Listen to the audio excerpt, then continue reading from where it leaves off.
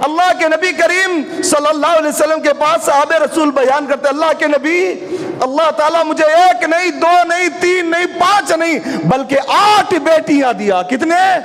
8 बेटियां। अल्लाह के नबी, मैंने मेरी हर एक बेटी को जमीन में जिंदा गाड़ दिया, किसी को कुएं में फेंक दिया, किसी को जिंदा गाड़ दिया। 7 बेटियों को दफन किया, उतनी तकलीफ नहीं हुई। मैं जब भी मेरी 8वीं बेटी को याद करता हूं कलीजा कांप जाता है, कलीजा कांप जाता है। बात लंबी है, मुख्तसर बताना चाहता हूं।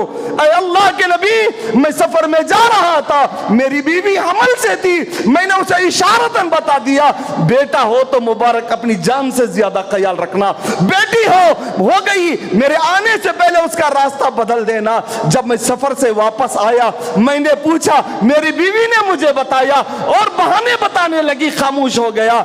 मैं रात के वक्त में क्या देखता हूं, असर का, शाम का वक्त असर का वक्त है, देखता क्या हूं, एक दरवाजे पर एक गुड़िया नुमा बच्ची खड़ी है और अंदर आने की इजाजत मांग रही है। और मैंने हाथ को बढ़ाया, वो भागते हुए आई, आकर के सीधा मेरी बीवी के करीब बैठ गई। उस बच्ची के मीठे मीठे बातों में मैं खो गया। अल्लाह के नबी, इतना खो गया, कभी कभार वो दस्तरखान पे ना होती तो मुझे खाने की लज्जत नहीं मिलती, खाना मजा ही नहीं लगता। मैं उसको बुलाता, जब मेरी बीवी मानूस हो गई, समझ गई मेरा शोर अब इससे मोहब्बत करने लग गया है, मैंने मेरी बीवी ने कहा, सरताज, जिस बच्ची को आप इतनी ज्यादा मोहब्बत करते हो, इतना ज्यादा प्यार करते हो, ये कोई और नहीं बल्कि आपका खून है। अल्लाह अकबर। हजरत कैस बयान करते ही मेरा कलेजा कांप उठा, मेरा कलेजा कांप उठा। मेरे दिन ऐसे गुजर रहे थे जैसा कोई वजनी चीज मेरे कांधे पर किसी ने लाद दिया है। मेरा दिन कटना था, मेरा दिन का कटना मुश्किल हो गया। हालात ऐसी थी, कुछ दिन बीते, ये मासूम बच्ची भी मुझे बाबा बाबा बोल के बुलाने लगी। ए अल्लाह के नबी, मैंने अपनी बीवी से कहा, इसको तैयार करो, मैं इसको घुमाने ले जाना चाहता हूँ। मेरी बीवी ने बेहतरीन लिबास उसको पहनाए, वो मेरे गोद में थी, मैं उसको लेके चल रहा था। ए अल्लाह के नबी, गर्मी के वजह से जब मेरी जबीन पर पसीना आता, वो मासूम सी बच्ची अपने छोटे छोटे हाथों से मेरे पसीने को पाको साफ करती। उसको क्या मालूम कि कहां जा रही है, पाको साफ करती।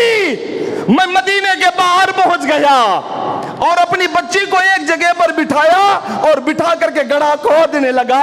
जैसे ही मिट्टी मेरे कपड़ों पे आती, वो मासूम भाग के आती, मेरे कपड़ों को पाको साफ कर देती।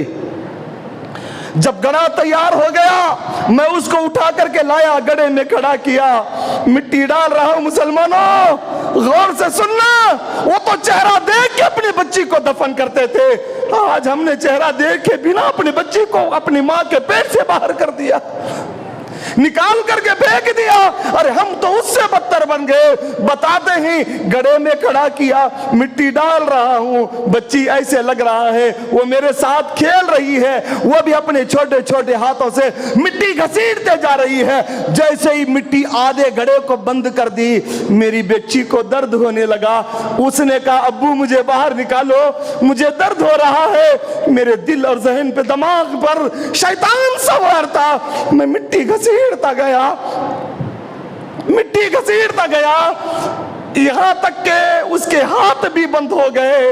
वो पुकार रही थी, चीख रही थी, बता रही थी। अगर मैं अपने अंदाज में कहूं तो गलत नहीं होगा, बाबा तुम कितने बुरे हो, मुझे बाहर निकालो वरना मैं आपकी शिकायत अपनी मां से करूंगी। लेकिन मेरे दिल पे रहम नहीं आया, घसीटता गया, उसकी ज़बान भी बंद हो गई। मैं उसकी आंखों को देखता रहा, उसकी आंखों में सिर्फ आंसू थे। काश वो बोल रही हो, काश वो बोल रही हो, मेरी क्या खता थी, मेरा क्या गुनाह था, किस गुनाह की वजह से मुझे यहां दफन किया जा रहा है। ऐ अल्लाह के नबी, मैंने मिट्टी को बराबर कर दी और उसके बाद आ गया। अल्लाह के नबी हिचकियां भर भर के रोने लगे। जब अल्लाह के नबी को इत्मीनान हुआ, साहब रसूल उठ के कहने लगे, अल्लाह के नबी अगर आप इजाजत दे अगर आप इजाजत दें मेरी हर बेटी के बदले में मैं ऊंट ज़बा करके सदका करूं। अल्लाह के नबी रोने लगे। बिरादरान, काश अगर आज होते, इतना मुबारक दीन हमें मिला है, इतने मुबारक मजहब को लेके हम चल रहे हैं, फिर भी हमें बेटी बोझ लगती है, फिर भी हमें बेटी बोझ लगती है।